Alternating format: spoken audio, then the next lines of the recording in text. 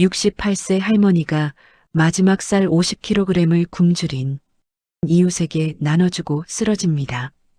병원비 300만 원, 통장엔 8만 원뿐. 그런데 30년 만에 정장 입은 남자가 나타나 VIP실을 예약하는데 그의 손엔 낡은 분유 영수증이 쥐어져 있었습니다. 이들에겐 무슨 사연이 있었던 것일까요? 사연 시작 전 여러분의 구독으로 당신의 지혜를 나눠주시고 좋아요로 공감의 박수를 보내주세요. 경기도 외곽의 작은 시골 마을, 낡은 단칸방에서 박순자 할머니 68세가 마지막 남은 쌀 50kg 포대를 내려다보고 있었습니다. 새벽 5시 창밖으로 들리는 아이들 우는 소리에 박순자 할머니는 잠에서 깼습니다. 옆집 302호에 사는 서연주 30대 초반 싱글맘의 집에서였습니다. 어제 저녁부터 들리던 소리였습니다. 박순자 할머니는 벽에 귀를 기울였습니다. 아이들이 배고프다고 울부짖는 소리, 엄마가 미안하다며 흐느끼는 소리가 선명하게 들렸습니다. 할머니는 자신의 쌀 포대를 다시 바라봤습니다. 이게 마지막이었습니다. 이번 달 생활비로 받은 50만 원 중 4만 원을 주고 산 쌀이었습니다. 당뇨약값 12만 원을 내고 나니 남은 돈으로는 쌀밖에 살 수 없었습니다. 할머니의 손이 떨렸습니다. 이 쌀이 떨어지면 자신도 굶어야 했습니다. 하지만 옆집 아이들은 당장 오늘도 굶고 있었습니다.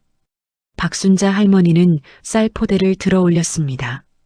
50kg이 68세 할머니에게는 너무 무거웠지만 이를 악물고 끌었습니다. 새벽 6시 할머니는 302호 문 앞에 쌀 포대를 내려놓았습니다. 그리고 종이에 글씨를 썼습니다. 힘내세요. 아이들 잘 키우세요.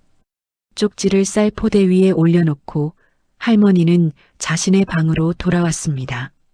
그날 오후 2시 박순자 할머니는 거실 바닥에 쓰러졌습니다. 3일간 굶은 상태에서 당뇨약을 먹은 탓에 저혈당 쇼크가 온 것이었습니다. 옆집 서연주 씨가 쌀을 가져다 준 은인에게 감사 인사를 하러 왔다가 쓰러진 할머니를 발견했습니다.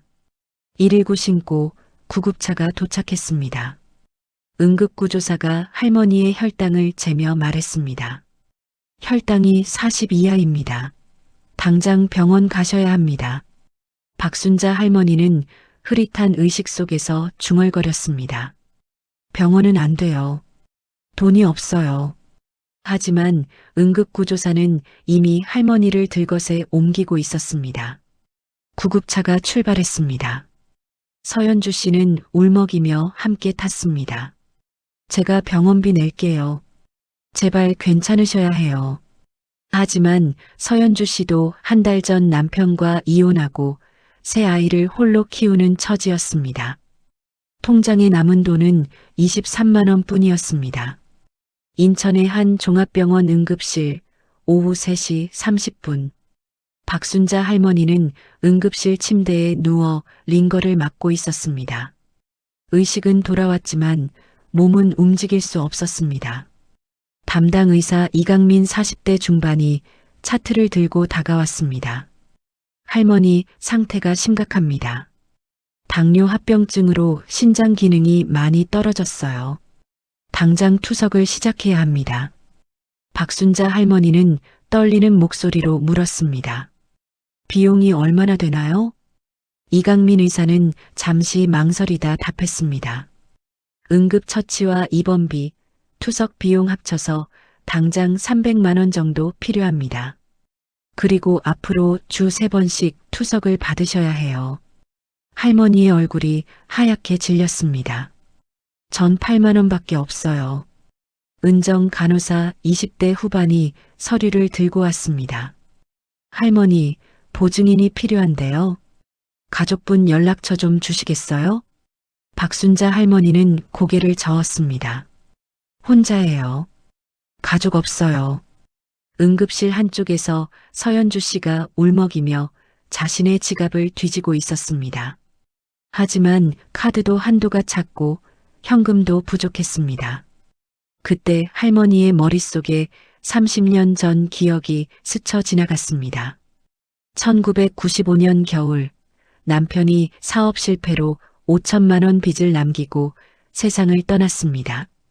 당시 박순자 씨 38세는 생후 6개월 아들 하나를 안고 있었습니다.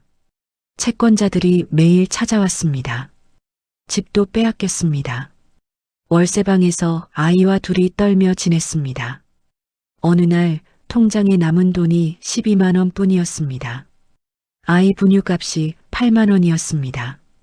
그 돈으로 분유를 사면 자신은 일주일을 굶어야 했습니다.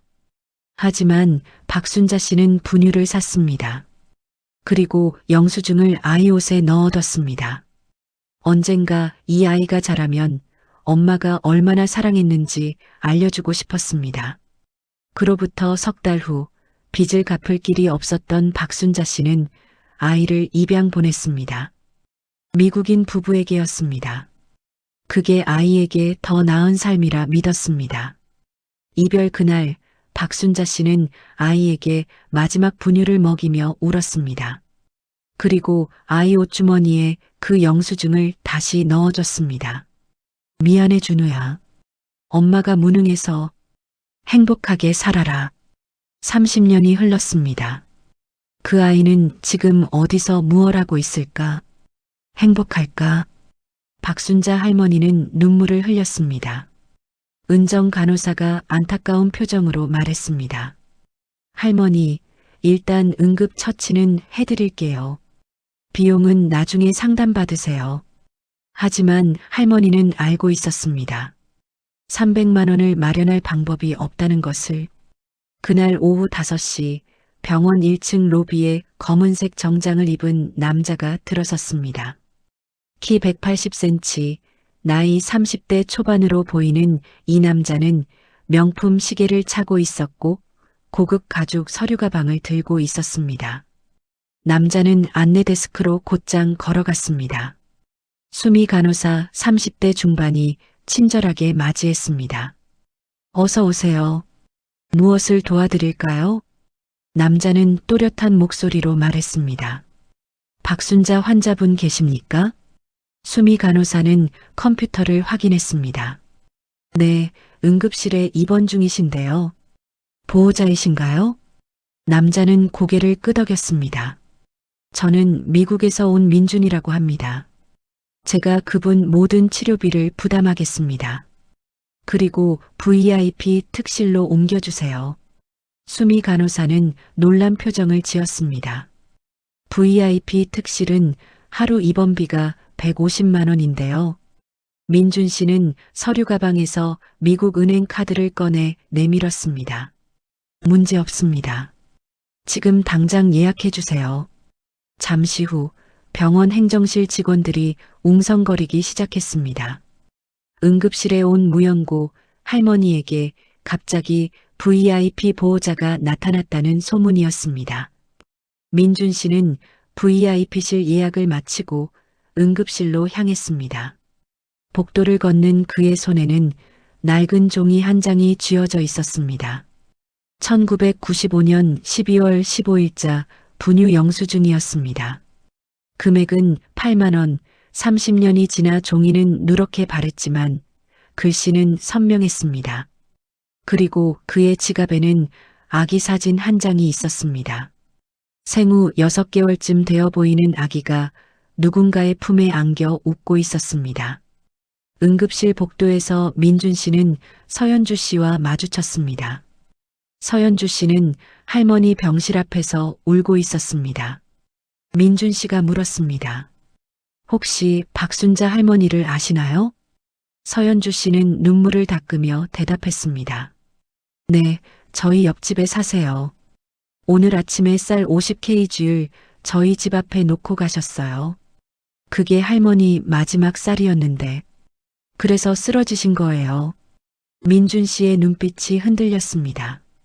마지막 쌀을. 네.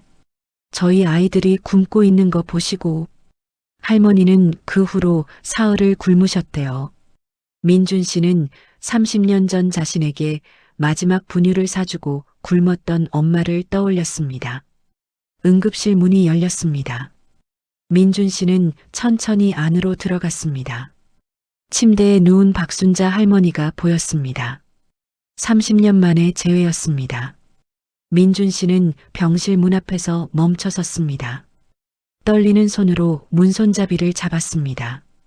박순자 할머니는 링거를 맞으며 창밖을 바라보고 있었습니다. 석양이 지고 있었습니다.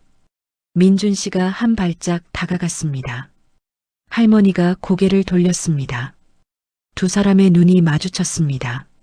민준 씨의 입에서 떨리는 목소리가 흘러나왔습니다. 어머니. 단 한마디였지만 그 말에 30년의 그리움이 담겨 있었습니다. 박순자 할머니의 눈이 커졌습니다. 손이 떨리기 시작했습니다. 준우야? 민준 씨는 고개를 끄덕이며 할머니 침대 앞으로 다가갔습니다. 그리고 무릎을 꿇었습니다. 죄송합니다. 이렇게 늦게 찾아뵙게 돼서. 할머니는 떨리는 손으로 민준 씨의 얼굴을 쓰다듬었습니다. 정말 준우 맞니? 이게 꿈이니?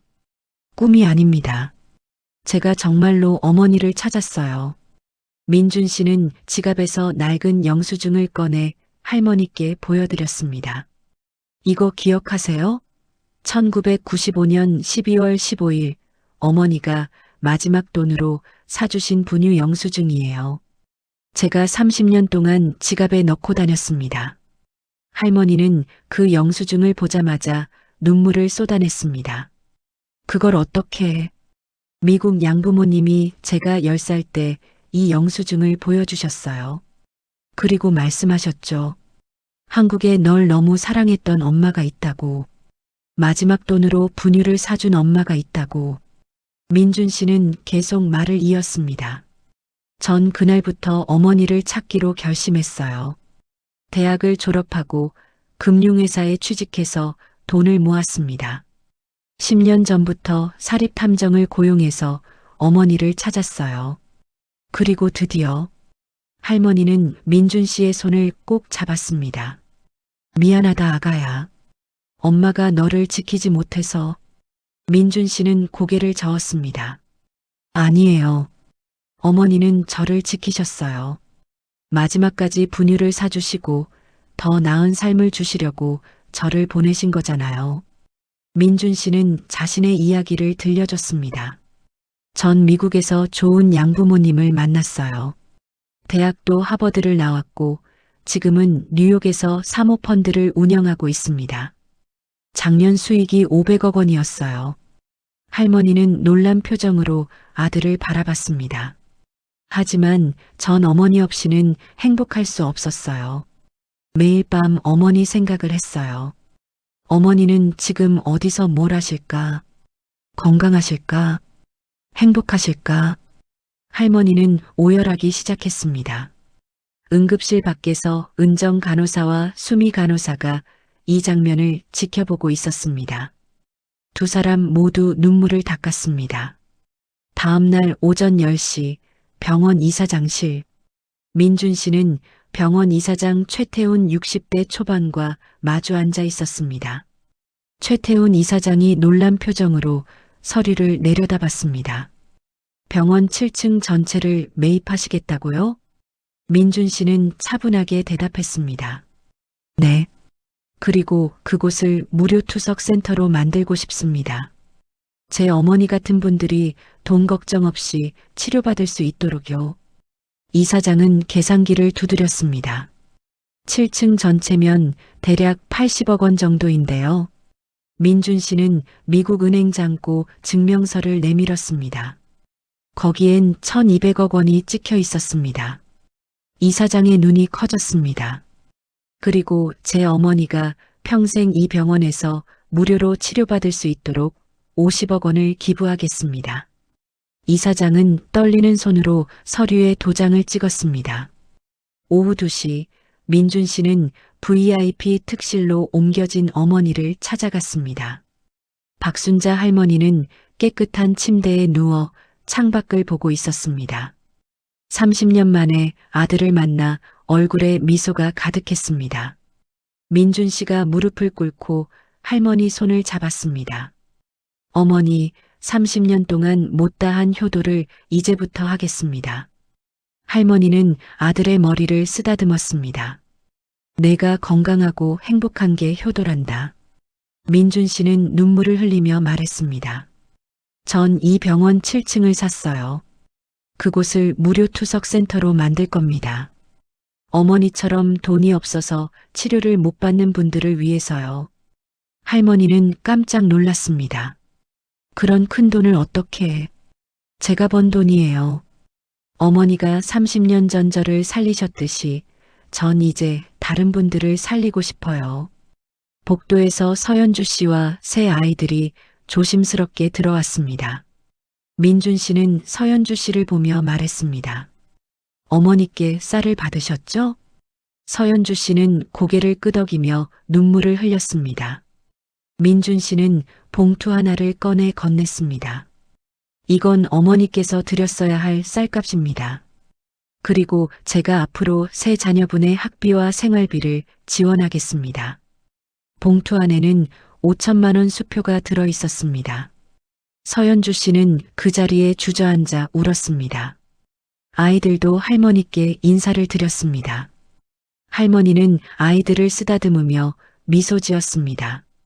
저녁 7시 병실에는 의료진이 총출동했습니다. 이강민 의사가 민준 씨에게 말했습니다. 어머님 투석 치료 계획을 세웠습니다. 주 3번 평생 무료로 진행하겠습니다.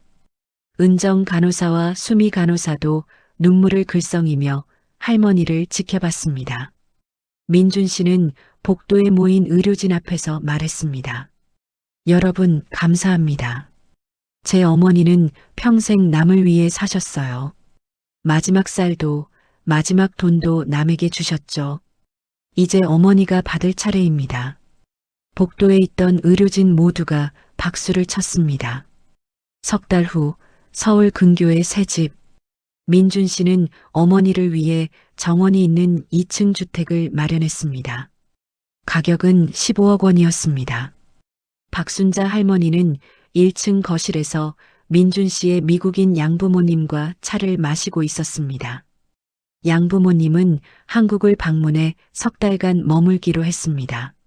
민준 씨의 양어머니 메리 65세가 할머니 손을 잡으며 말했습니다. 준우를 30년 동안 키워줘서 감사합니다. 정말 훌륭한 아이를 보내주셨어요. 할머니는 눈물을 닦으며 대답했습니다. 오히려 제가 감사드려야죠. 우리 아들 잘 키워주셔서. 정원에서는 서연주 씨의 세 아이들이 민준 씨와 공놀이를 하고 있었습니다. 서연주 씨는 이제 민준 씨가 설립한 무료 투석 센터에서 사회복지사로 일하고 있었습니다. 월급은 350만 원, 아이들 학비도 모두 지원받고 있었습니다. 오후 3시 할머니는 동네 무료급식소로 향했습니다. 민준 씨가 걱정스러운 표정으로 물었습니다. 어머니, 왜 매일 봉사를 가세요? 이젠 좀 쉬셔야죠. 할머니는 미소 지으며 대답했습니다. 나눔은 쉬는 게 아니란다. 내가 받은 사랑을 다시 나눠줘야지. 무료급식소에서 할머니는 어르신들에게 밥을 퍼주고 있었습니다. 한 할아버지가 물었습니다. 박 선생님, 요즘 많이 좋아 보이시네요. 할머니는 환하게 웃으며 답했습니다. 네, 30년 만에 아들을 찾았거든요. 급식소 봉사자들이 모두 축하한다며 박수를 쳤습니다. 그날 저녁 집으로 돌아온 할머니는 식탁에 둘러앉은 가족들을 바라봤습니다. 민준 씨와 양부모님, 그리고 서연주 씨 가족까지 한 번도 가져보지 못했던 큰 가족이 생겼습니다. 민준 씨가 할머니께 와인 잔을 건넸습니다. 어머니, 건배하시죠. 할머니는 물잔을 들었습니다. 당뇨 때문에 술은 못 마셨습니다. 뭐에 건배하니? 30년 만에 재회에, 그리고 어머니가 평생 베푸신 사랑에 건배합니다. 모두가 잔을 부딪혔습니다. 창밖으로 석양이 지고 있었습니다. 박순자 할머니는 생각했습니다. 30년 전 마지막 분유를 사주며 눈물 흘렸던 그날, 30년 후 마지막 쌀을 나눠주고 쓰러졌던 그날, 모든 순간이 지금 이 행복으로 돌아왔다고. 마지막 쌀 50kg은 30년의 기적이 되어 돌아왔습니다. 여러분의 구독이 저에게는 큰 힘이 됩니다. 따뜻한 이야기 앞으로도 계속 전해드리겠습니다.